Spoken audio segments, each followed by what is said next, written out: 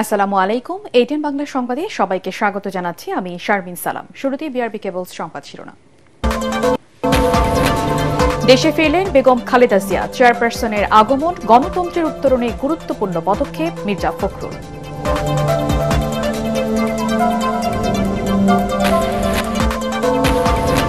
খালেদা জিয়াকে স্বাগত জানাতে লক্ষ প্রাণের বাঁধ ভাঙা উচ্ছ্বাস, স্লোগানে মুখর রাজপথ, বাসভবন ফিরোজার সামনে নেতাকর্মীদের স্বতঃস্ফূর্ত উপস্থিতি। ফ্যাসিবাদ মুক্ত দেশ করতে মৌলিক সংস্কারের প্রত্যাশা এনসিপির। ঐকমত্য কমিশনের সাথে বৈঠকে আক্তার হোসেন। গণতান্ত্রিক রাষ্ট্র প্রতিষ্ঠায় দ্রুতই জাতীয় সনদ, আলী রিয়াজ। বাংলাদেশ থেকে ইতালিতে কর্মী পাঠাতে দুই দেশের সমঝোতা স্মারক সই। সৌদি আরবে জরিমানা ছাড়া কর্মীদের বৈধতা পাওয়ার প্রক্রিয়া শুরু, জানালেন আসিফ নজরুল।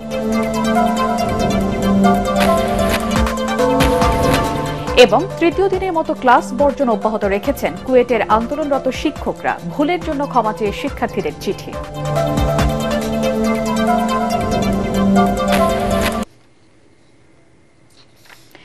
শুনছিলেন বিআরবি কেবল সংবাদ শিরোনাম, এবারে বিস্তারিত। দেশে ফিরে লাখো নেতাকর্মী আর সাধারণ মানুষের ভালোবাসায় সিক্ত হলেন বিএনপি চেয়ারপারসন বেগম খালেদা জিয়া।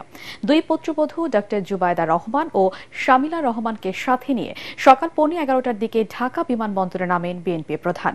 মানুষের বাঁধ ভাঙা উচ্ছ্বাসকে সঙ্গী করে বিমানবন্দর থেকে গুলশানের বাসায় ফেরেন বেগম জিয়া। বিএনপি নেতারা জানান, বেগম জিয়ার দেশে ফেরা গণতন্ত্রের উত্তরণের পথকে আরও বেগবান করবে। বিস্তারিত জানাচ্ছেন আমাদের বিশেষ প্রতিনিধি মইনুল হাসান। দেশে ফিরেছেন দেশের নেত্রী, দেশনেত্রী। ফুল, স্লোগান আর উষ্ণ অভ্যর্থনায় দেশের মাটিতে বেগম জিয়াকে স্বাগত জানালো লাখো মানুষ।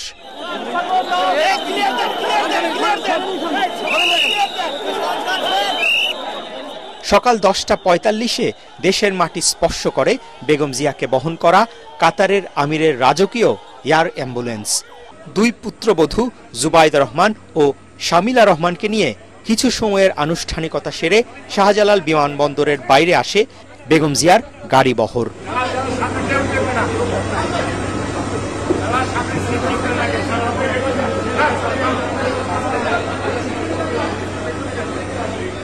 এটা আমাদের জন্য, জাতির জন্য আজকে আনন্দের দিন এবং আমরা আজকে গণতন্ত্রের উত্তরণের যে সময়টুকু, এই সময়ে তার উপস্থিতি আমাদের দেশের জন্য, জনগণের জন্য একটা অত্যন্ত উল্লেখযোগ্য দিক।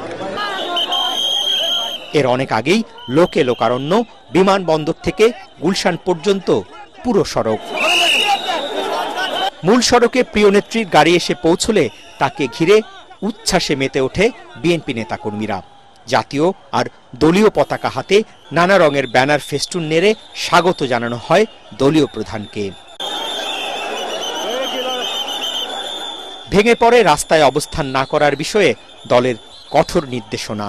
মানুষের স্রোত ঠেলে গুলশানের পথে এগোতে বেগ পেতে হয় বেগম জিয়ার গাড়ি বহরকে। আল্লাহ সম্মানের দেয় এবং সম্মান কেড়ে নেয়। আল্লাহর কাছে আমাদের অশেষ অশেষ শুকরিয়া। আমাদের ফিরে যাওয়া গণতন্ত্র আবার আমরা ফিরিয়ে পাবো। এদিকে সকাল থেকেই নেতাকর্মীদের একাংশের যেন গন্তব্য হয়ে ওঠে বেগম জিয়ার গুলশানের বাসা ফিরোজা। দীর্ঘ 4 মাস লন্ডনে চিকিৎসা শেষে বেগম জিয়ার দেশে ফেরার খবরে জিয়া পরিবারের সদস্য, স্বজন, কাছের মানুষরাও আসতে থাকেন ফিরোজায়। বেগম খালেদা জিয়ার আগমনের মধ্য দিয়ে এই জাতি আজকে যে সংকটের মধ্যে আছে, এই সংকট থেকে আলোর মুখ দেখবে। নেতাকর্মীদের মধ্যে একটা নতুন আশার সঞ্চার হয়েছে। বেগম খালেদা জিয়া হচ্ছে বাংলাদেশের ঐক্যের প্রতীক। কয়েক কিলোমিটার পথ পেরিয়ে দুপুর 1:30টায় গুলশানের বাসায় পৌঁছান বেগম জিয়া। গত 8 জানুয়ারি চিকিৎসার জন্য লন্ডন যান সাবেক এই প্রধানমন্ত্রী। দীর্ঘদিন দলের দুই শীর্ষ নেতার দেশের বাইরে অবস্থান করা বিএনপি নেতাকর্মীদের জন্য অনেকটাই অস্বস্তির ছিল। সে অর্থে বেগম খালেদা জিয়ার আজকে দেশে ফেরাটা বিএনপি নেতাকর্মীদের জন্য অনেকটাই স্বস্তির। পাশাপাশি তারা আশা করছেন দ্রুতই দলের আরেক প্রধান নেতা তারেক রহমানও দেশে ফিরবেন এবং তার নেতৃত্বে আগামী নির্বাচনে জয়ী হয়ে বিএনপি দেশ পরিচালনার দায়িত্ব পাবে। মইনুল হাসান, এটিএন বাংলা, ঢাকা। দর্শক, খালেদা জিয়ার বাসভবনের অন্য পাশে রয়েছেন সহকর্মী মাজহারুল হক মুহাজির। আমরা সরাসরি চলে যাচ্ছি তার কাছে।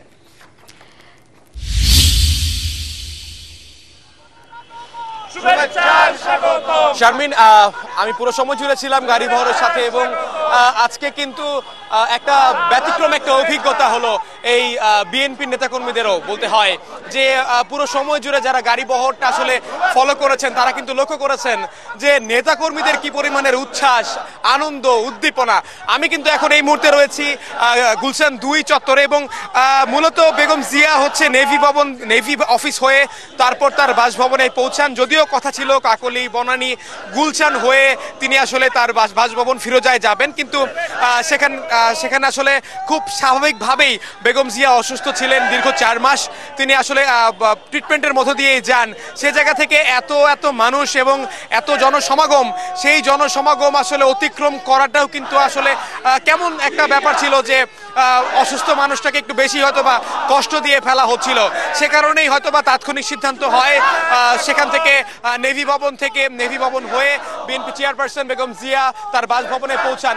আমরা কিন্তু লক্ষ্য করেছি পুরো গাড়ি বহরে তার সাথে বিএনপির সিনিয়র নেতাকর্মীরা ছিলেন। আমরা অনেক শীর্ষস্থানীয় নেতাকর্মীদের দেখতে পেয়েছি এবং বিশেষ করে যে মানুষটার কথা না বললেই নয়, বিএনপি নেতা জাহিদ চিকিৎসক, তিনি ছিলেন পুরো সময় জুড়ে। আমরা তাকেও লক্ষ্য করেছি।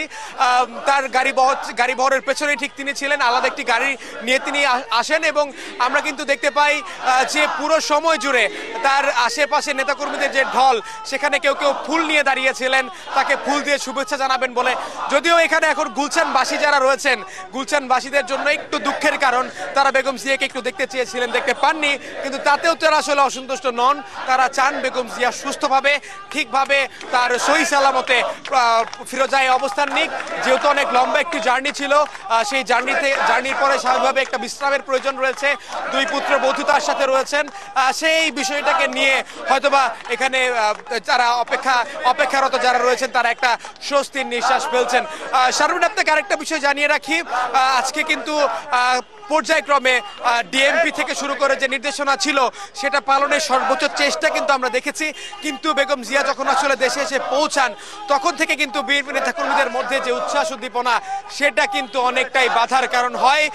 আমরা কিন্তু যানজট লক্ষ্য করেছি অনেকক্ষণ, দীর্ঘ সময় কিন্তু তারা যানজটের সম্মুখীন হন এবং সাধারণ মানুষ কিন্তু কিছুটা ভোগান্তিতে পড়েন। যদিও এখন রাস্তাঘাট আর কিছুক্ষণের মধ্যেই স্বাভাবিক হয়ে যাবে এবং যান চলাচল স্বাভাবিক পরিস্থিতি আমরা দেখতে পাবো। সামনে আরেকটা বিষয় জানিয়ে রাখতে চাই, আজকে সবচেয়ে বেশি যদি কেউ ভূমিকা পালন করে থাকেন আইন শৃঙ্খলা বাহিনীর মধ্যে, সেনাবাহিনীর উপস্থিতি ছিল চোখে পড়ার মতো। সেনাবাহিনী খুব ভালো কাজ করেছেন এবং তারা কিন্তু সর্বোচ্চ চেষ্টা করেছেন যে বেগম জিয়ার যে গাড়ি বহর সেটা যেন সুশৃঙ্খলভাবে ফিরোজা পর্যন্ত পৌঁছায়। এবং আমরা কিন্তু পুরো সময় জুড়ে এটিএন বাংলার পর্দায় প্রতি ঘন্টার খবরে দর্শকদের জানানোর চেষ্টা করছিলাম, আমার সহকর্মীরা জানানোর চেষ্টা করছিলেন আজকের সবশেষ কি অবস্থায় কিভাবে বেগম জিয়া বিমানবন্দর থেকে ফিরোজা পর্যন্ত পৌঁছান। এখন পর্যন্ত শারমিন এই ছিল আমার কাছে সবশেষ তথ্য। এখন গুলশানে অবস্থান নিচ্ছেন কিছু নেতাকর্মীরা এবং সেখান থেকে তারা তাদের কর্মসূচি কিছু রয়েছে, তারা হয়তোবা এখানে কিছুক্ষণ অবস্থান করে যে যার মতো অবস্থান নেবেন এবং বিএনপির সেন্ট্রালের পক্ষ থেকে পরবর্তী নির্দেশনা আসবে। বেগম জিয়া, 2 পুত্রবধূ, তাদেরকে হয়তোবা উৎসুক জনতা কাছ থেকে দেখার যে আক্ষেপ সেটা না মিটলেও টেলিভিশনের পর্দায় বা বিএনপির পক্ষ থেকে তাদের পক্ষ থেকে হয়তোবা কোনো বার্তা এই সমর্থকরা, বিএনপি নেতাকর্মীরা পাবেন। শারমিন। মুহাজির, আপনাকে ধন্যবাদ।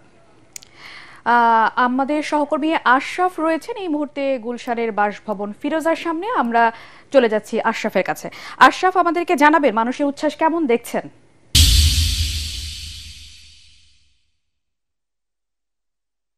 উচ্ছ্বাসের কারণেই যদি বলি যে বিএনপির এই গুলশানের যে বাসভবনের সামনে বেগতিক অবস্থা, কারণ আমরা যেই সংখ্যাটা করেছিলাম সেই সংখ্যাই শেষ পর্যন্ত সত্যি হলো। কারণ আমরা বলছিলাম যে এত নেতাকর্মীর উপস্থিতিতে শেষ পর্যন্ত এই শৃঙ্খলা বজায় রাখা যাবে কিনা, শেষ পর্যন্ত আর তা সম্ভব হয়নি। একটা 25 মিনিটে যখন বিএনপির চেয়ারপারসন বেগম খালেদা জিয়া এই ফিরোজায় প্রবেশ করেন, এরপর আর আসলে কাউকে বাদ দিয়ে রাখা যায়নি এবং আমাদের গণমাধ্যম কর্মীদেরই ফুটেজ পেতে কিংবা তথ্য নিতে খুব বেগ পেতে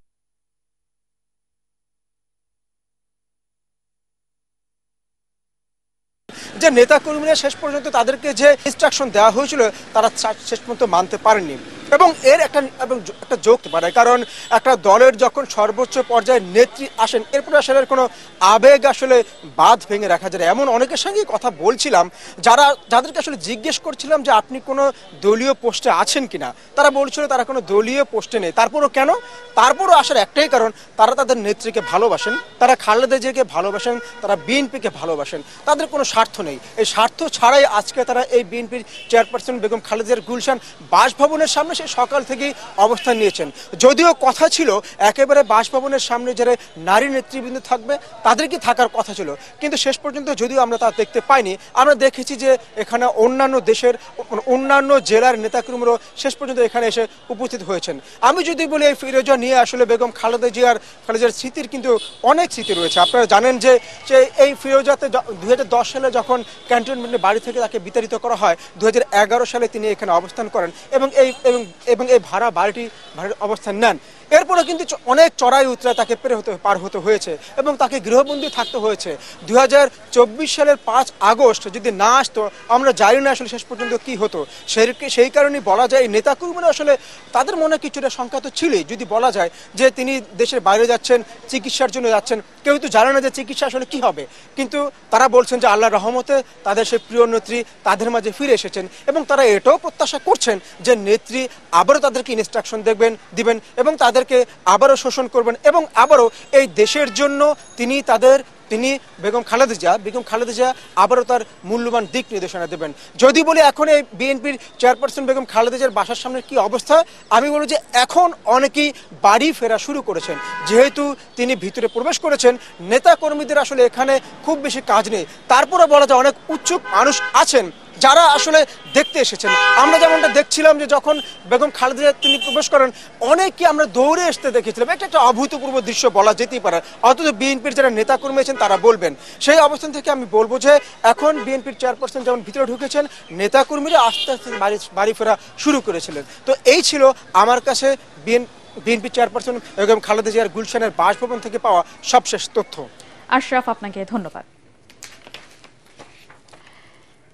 গণতান্ত্রিক রাষ্ট্র প্রতিষ্ঠার জাতীয় সনদ তৈরির পথরেখা দ্রুতই দেওয়া হবে বলে জানিয়েছেন জাতীয় ঐকমত্য কমিশনের সহসভাপতি আলী রিয়াজ। জাতীয় সংসদ ভবনের এলইডি হলে জাতীয় নাগরিক পার্টি এনসিপির সাথে বৈঠকে তিনি বলেন এজন্য বিভিন্ন পক্ষের সাথে আনুষ্ঠানিক ও অনানুষ্ঠানিক আলোচনা চলছে। এসব এনসিপির পক্ষ থেকে বিভিন্ন বিষয়ের সংস্কার প্রস্তাব ঐকমত্য কমিশনের কাছে হস্তান্তর করেন দলের সদস্য সচিব আক্তার হোসেন। বিস্তারিত জানাচ্ছেন একরামুল হক সাহেব। ঐকমত্য কমিশনের সাথে দ্বিতীয় দফায় বৈঠকে বসে জাতীয় নাগরিক পার্টি এনসিপি। জাতীয় সংসদ ভবনের এলডি হলে অনুষ্ঠিত বৈঠকে এনসিপির নেতৃত্ব দেন দলটির সদস্য সচিব আক্তার হোসেন। বৈঠকের শুরুতে এনসিপির পক্ষ থেকে বেশ কিছু বিষয়ে সুনির্দিষ্ট সংস্কার প্রস্তাব হস্তান্তর করেন তিনি। স্বৈরতান্ত্রিক ও ফ্যাসিবাদ মুক্ত হতেই সংস্কার প্রস্তাব দেওয়া হয়েছে বলে জানান আক্তার হোসেন। বাংলাদেশের যে রাষ্ট্রকাঠামো, সেই রাষ্ট্রকাঠামোর মধ্যে স্বৈরতান্ত্রিক যে উপাদানগুলো থেকে গেছে, যে ফ্যাসিবাদী উপাদানগুলো থেকে গেছে, তার কারণেই বাংলাদেশের জনগণ নানা সময়ে নিপীড়িত এবং নির্যাতিত হয়ে এসেছে। মৌলিক সংস্কার বলতে শুধুমাত্র নির্বাচনী কোনো ব্যবস্থার সংস্কার নয়, বা আসন ভিত্তিক 2/3 সংখ্যাগরিষ্ঠতার ভিত্তিতে সংবিধান সংস্কারের মতো বিষয়গুলোকে আমরা মৌলিক সংস্কার বলে মনে করি না, বরং ক্ষমতার ভারসাম্য, জবাবদিহিতা এবং বিকেন্দ্রীকরণ, এই 3 বিষয়কে অর্জন করাই হচ্ছে মৌলিক সংস্কারের মূল ভিত্তি। এ সময় জাতীয় ঐকমত্য কমিশনের সহসভাপতি আলী রিয়াজ বলেন, দ্রুত সংস্কার প্রস্তাব চূড়ান্ত করতে আনুষ্ঠানিকতার বাইরেও চলছে অনানুষ্ঠানিক আলোচনা। আনুষ্ঠানিক অনানুষ্ঠানিক বিভিন্নভাবে অগ্রসর হচ্ছে এবং তার মধ্যে দিয়ে আমরা চেষ্টা করছি একটি জাতীয় সনদ তৈরি করতে, যার লক্ষ্য হচ্ছে ভবিষ্যতে বাংলাদেশের একটি গণতান্ত্রিক রাষ্ট্র প্রতিষ্ঠার একটা পথরেখা তৈরি করা। সেই প্রক্রিয়ায় আপনাদের এই মৌলিক সংস্কারের রূপরেখাগুলো আমাদের অবশ্যই সহযোগিতা করবে, অবশ্যই সাহায্য করবে। এখন পর্যন্ত মোট 25টি দলের সঙ্গে আলোচনা বসেছে ঐকমত্য কমিশন। একরামুল হক সায়েম, এটিএন বাংলা, ঢাকা। প্রধান উপদেষ্টা ডক্টর মোহাম্মদ ইউনূসের সভাপতিত্বে অনুষ্ঠিত হয়েছে উপদেষ্টা পরিষদের সভা। উপদেষ্টা পরিষদের সদস্য বিভিন্ন মন্ত্রণালয়ের দায়িত্বপ্রাপ্ত ব্যক্তিরা সভায় অংশ নেন। সরকারি গৃহীত বিভিন্ন পদক্ষেপ নিয়ে আলোচনা হয় উপদেষ্টা পরিষদের সভায়। একই সঙ্গে দেশের চলমান ও সার্বিক পরিস্থিতি নিয়েও আলোচনা হয়। বিকেলে ফরেন সার্ভিস একাডেমিতে এই বিষয়ে সংবাদ সম্মেলন করবেন আইন উপদেষ্টা আসিফ নজরুল।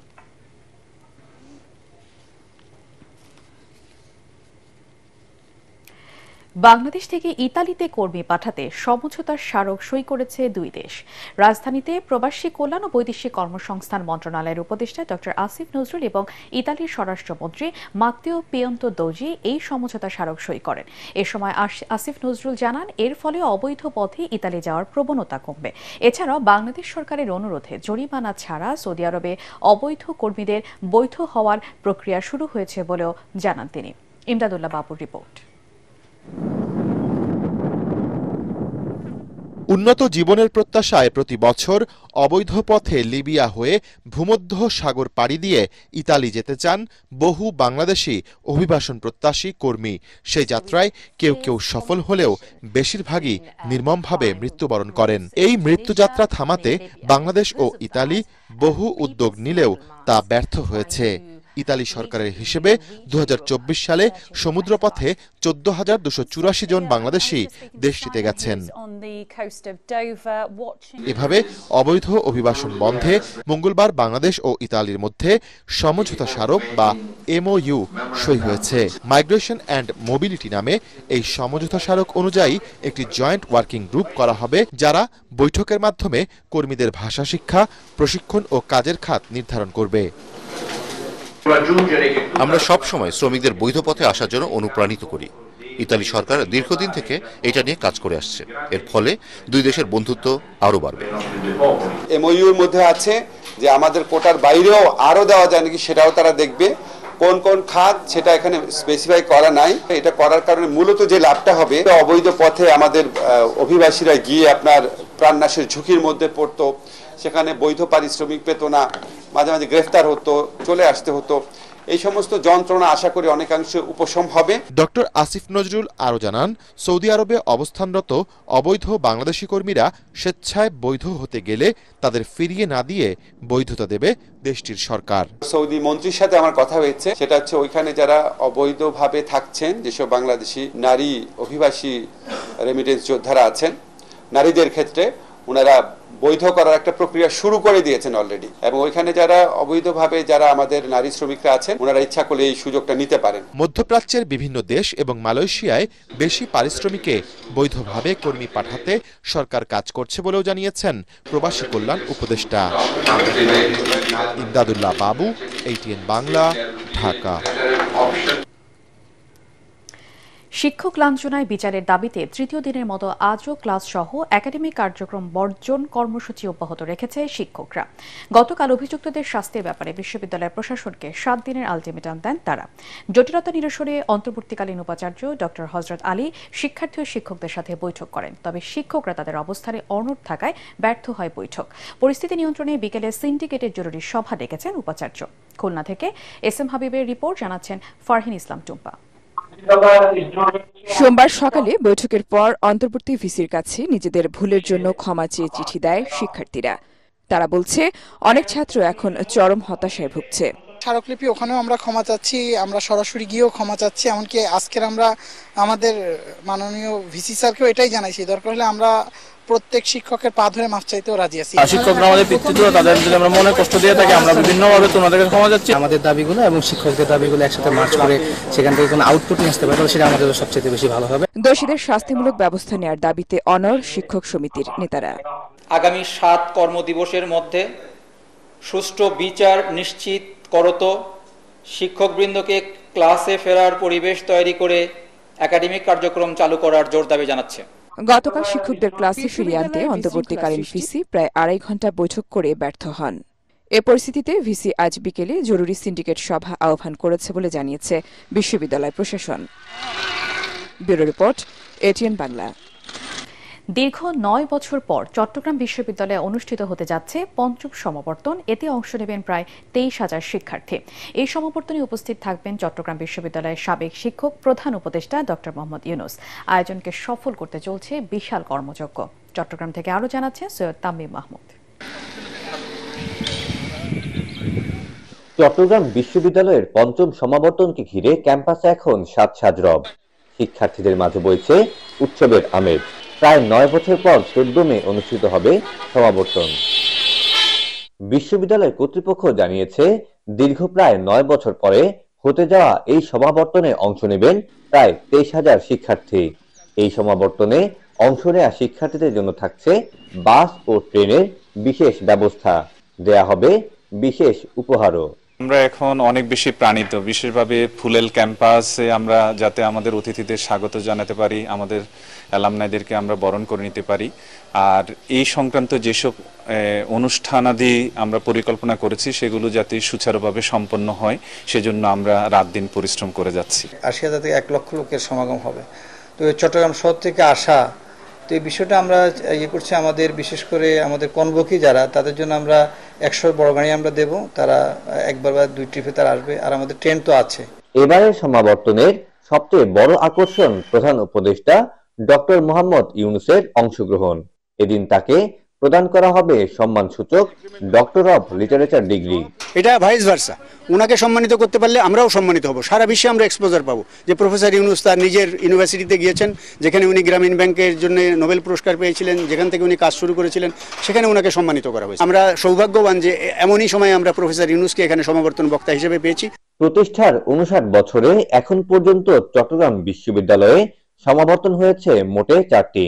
তাই শিক্ষার্থীদের প্রত্যাশা, লম্বা বিরতি না দিয়ে নিয়মিতভাবে আয়োজন করা হোক এই সমাবর্তন। কনভোকেশন জিনিসটা আসলে অন্যরকম, যে অনেকদিন পরে বিশ্ববিদ্যালয়ে যাব, বন্ধুদের সঙ্গে আড্ডা দিব। গ্র্যাজুয়েশন শেষ করার পরে সাথে সাথে আমরা সমাবর্তন পেয়ে গেছি, আমাদের জন্য আসলে অনেক ভাগ্যের ব্যাপার। কনভোকেশনকে কেন্দ্র করে সবাই একসাথে আসা, ইউনিভার্সিটিটাকে ঘুরে দেখা, সবার সাথে দেখা হবে, এই জন্য আসলে আমরা খুব আনন্দে উচ্ছ্বসিত। চট্টগ্রাম বিশ্ববিদ্যালয়ে প্রথম সমাবর্তন অনুষ্ঠিত হয় 1994 সালে। এরপর 1999 সালে দ্বিতীয়, 2008 সালে তৃতীয় এবং সবশেষ 2016 সালে অনুষ্ঠিত হয় চতুর্থ সমাবর্তন। সৈয়দ তামিম মাহমুদ, এটিএন বাংলা, চট্টগ্রাম। দর্শক, গুলশানের বাসভবনের সামনে ব্রিফ করছেন বেগম খালেদা জিয়ার ব্যক্তিগত চিকিৎসক। আমরা এখন সরাসরি চলে যাচ্ছি সেখানে। জনাব তারেক রহমানের যোগ্য উত্তরসূরি এবং সেই সাথে আরাফাত রহমান কোকুর 2 কন্যা, অর্থাৎ জাহিরা রহমান এবং জাফিয়া রহমান, তারা সব সময় তাদের দাদু অর্থাৎ আমাদের দেশনেত্রী বেগম খালেদা জিয়াকে, তাকে যে মানসিকভাবে প্রশান্তি আনার জন্য যে দায়িত্ব পালন করেছে, সেজন্য আমরা তাদের কাছে কৃতজ্ঞতা জানাই। আর বাংলাদেশ জাতীয়তাবাদী দল, ইউকের এম এ মালিক, কয়সর আহমেদ সহ সকল পর্যায়ে লন্ডনে অবস্থানরত, ইউকেতে অবস্থানরত বিএনপি নেতৃবৃন্দের বাইরেও অন্যান্য নেতৃবৃন্দ এবং দেশের বাইরে অবস্থানরত বিএনপির বিভিন্ন দেশে এবং মহাদেশে অবস্থানরত নেতা কর্মীরা ওনার চিকিৎসার জন্য যে সহযোগিতা করেছেন এবং দেশবাসী ওনার সুস্থতার জন্য যে আল্লাহ রাব্বুল আলামিনের কাছে দোয়া করেছেন, সেজন্য উনি সবার কাছেই কৃতজ্ঞতা প্রকাশ করছেন এবং আমরা শুকরিয়া জানাই মহান রাব্বুল আলামিন, আল্লাহ রাব্বুল আলামিনের প্রতি, যে উনার রহমত এর কারণেই আজকে দেশনেত্রী আমাদের ওনার যে নিজস্ব এই ভাড়ার যে বাসা অর্থাৎ ফিরোজায়, উনি আজকে আবারও অনেকটা শারীরিক মানসিকভাবে সুস্থ হয়ে উনি ফিরত এসছেন। যদিও 14 ঘন্টার জার্নি এবং রাস্তার এই জার্নির কারণে উনার শারীরিকভাবে উনি একটু অবসন্ন, তারপরেও মানসিকভাবে উনি অত্যন্ত উনার অবস্থা স্থিতিশীল আছে এবং সেজন্য আমরা আল্লাহর কাছে দোয়ারা চাই, আপনাদের মাধ্যমে দেশবাসীর কাছেও ওনার সুস্থতা যাতে অব্যাহত থাকে সেজন্য দোয়া চাই। আর আমাদের ভারপ্রাপ্ত চেয়ারম্যান জনাব তারেক রহমান যে ভূমিকা, বিদেশে বসে গত প্রায় 6 বছরের অধিক সময় ধরে গণতন্ত্র পুনরুদ্ধারের জন্য দায়িত্ব পালন করছেন। সর্বোপরি উনি ওনার মায়ের চিকিৎসার জন্য যে ভূমিকা রেখেছেন এবং যেভাবে সময় দিয়েছেন, সেজন্য বাংলাদেশ জাতীয়তাবাদী দল এবং পক্ষ থেকে আমরা জনাব তারেক রহমানের প্রতি কৃতজ্ঞতা জানাই। দর্শক, বেগম ফিরোজার বাসভবন থেকে ব্রিফিং করছিলেন বেগম জিয়ার ব্যক্তিগত চিকিৎসক। আল আরাফা ইসলামী ব্যাংক অর্থ সংবাদ।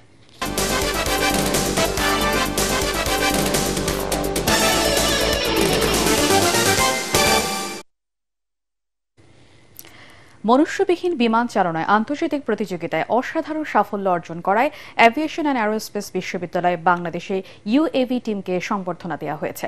রাজধানীর ঢাকা ক্যাম্পাসে এই আয়োজনে উপস্থিত ছিলেন বিশ্ববিদ্যালয়ের vice chancellor air vice marshal AKM Monirul Bahar. এটি এভিয়েশন অ্যান্ড অ্যারোস্পেসের ক্ষেত্রে দেশের একমাত্র বিশেষায়িত সরকারি বিশ্ববিদ্যালয়।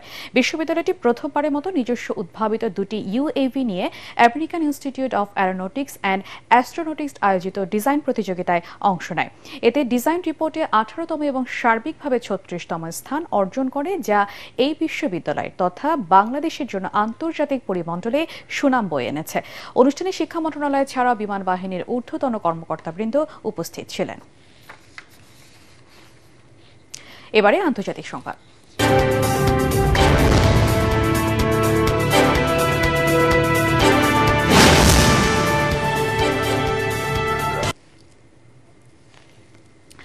পাকিস্তান 120 কিলোমিটার পাল্লার একটি ক্ষেপণাস্ত্রের সফল উৎক্ষেপণ করেছে। স্থানীয় সময় সোমবার এই পরীক্ষা চালায় দেশটি।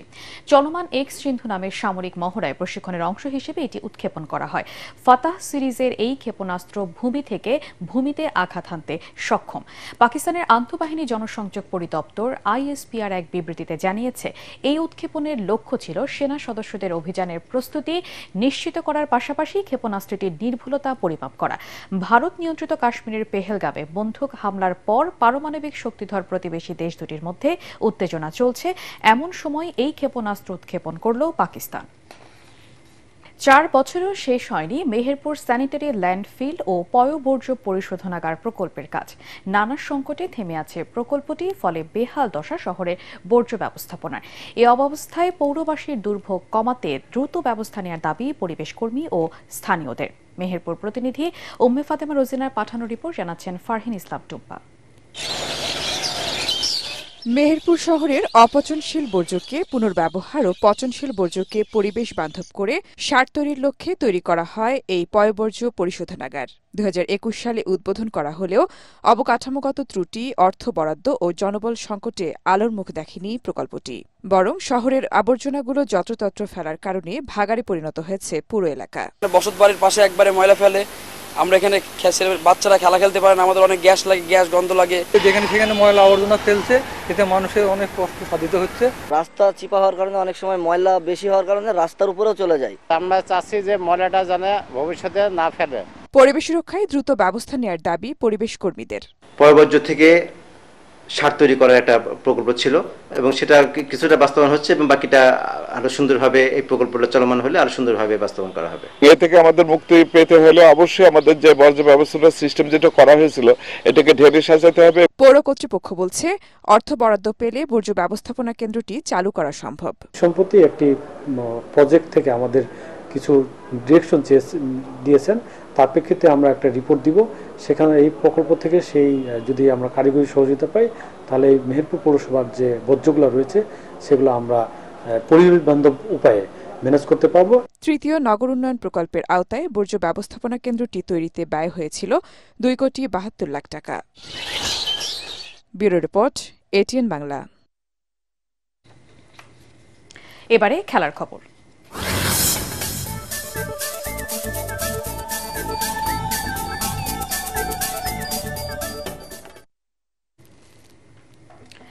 চ্যাম্পিয়ন্স লিগ সেমিফাইনালের ফিরতি লেগে রাতে ইন্টার মিলানের মুখোমুখি হবে বার্সেলোনা। মিলানের সান সিরোয় ম্যাচটি শুরু হবে বাংলাদেশ সময় রাত 1টায়। প্রথম লেগে ঘরের মাঠে রোমাঞ্চকর লড়াই 2 দফায় পিছিয়ে পড়ে 3-3 ড্র করে কাতালানরা। 2015 সালের পর ইউরোপ সেরার প্রতিযোগিতার ফাইনালে ওঠার সুযোগ ইয়ামাল রাফিনিয়াদের। চ্যাম্পিয়ন্স লিগে এখনো পর্যন্ত মোট 13 বার মুখোমুখি হয়েছে দু দল। মুখোমুখি লড়াইতে এগিয়ে আছে বার্সেলোনায়, তারা জয় পেয়েছে 6 ম্যাচে। ইন্টারের জয় মাত্র 2 ম্যাচে। 2 দলের লড়াই ড্র ড্রয়ে শেষ হয়েছে 5 বার। জয়ের মতো গোলের দিক দিয়েও ইন্টারের চেয়ে এগিয়ে বার্সা। দুই দলের দেখায় বার্সা বল জালে জড়িয়েছে 20 বার, ইন্টার গোল পেয়েছে 13টি। চ্যাম্পিয়ন্স লিগে দুই দলের শেষ 5 দেখায়ও এগিয়ে আছে বার্সা, তারা জিতেছে 2 বার। ইন্টার জিতেছে 1টি ম্যাচ, বাকি 2টি ম্যাচ হয়েছে ড্র। শেষ করার আগে বিআরবি কেবল সংবাদ শিরোনাম আরেকবার। দেশে ফিরলেন বেগম খালেদা জিয়া, চেয়ারপারসনের আগমন গণতন্ত্রের উত্তরণে গুরুত্বপূর্ণ পদক্ষেপ মির্জা ফখরুল।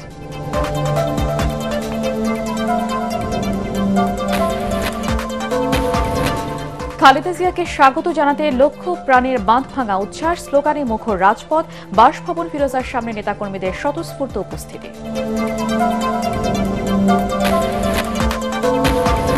ফ্যাসিবাদ মুক্ত দেশ করতে মৌলিক সংস্কারের প্রত্যাশা এনসিপির। ঐক্যমত্য কমিশনের সাথে বৈঠকে আক্তার হোসেন, গণতান্ত্রিক রাষ্ট্র প্রতিষ্ঠায় দ্রুতই জাতীয় সনদ, আলী রিয়াজ। বাংলাদেশ থেকে ইতালিতে কর্মী পাঠাতে দুই দেশের সমঝোতা স্মারক সই, সৌদি আরবের জরিমানা ছাড়া কর্মীদের বৈধতা পাওয়ার প্রক্রিয়া শুরু, জানালেন আসিফ নজরুল।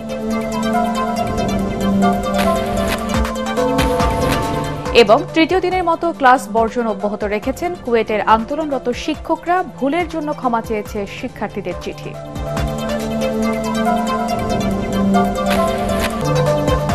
পরবর্তী সংবাদ দেখার আমন্ত্রণ জানিয়ে এখনকার মতো শেষ করছি। ATN বাংলা সংবাদ ইউটিউবে দেখতে ব্রাউজ করুন youtube/ATN Bangla News।